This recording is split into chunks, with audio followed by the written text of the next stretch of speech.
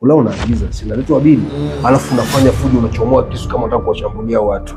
Kwa hiyo sasa pale mapolisi wanakukamata, wakikukamata wanakukuta una document yoyote, umeficha passport yako. Nikutana na Tanzania wananiambia kabisa, walijaribu kabla mimi hapana, mimi niko hapa na siwezi fanya vitu kama hivyo. Kwa hiyo anachukuliwa anapelekwa magereza. Andani kule kuna program za kuwasaidia refugees.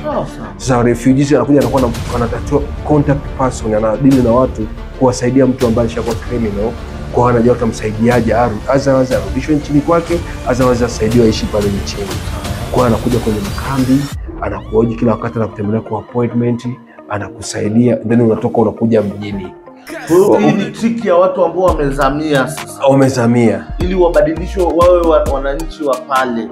Wananchi wa pale. Kwa wanafanya fujo, anaingizwa magereza, ile ingizwa kwenye program ya refugees.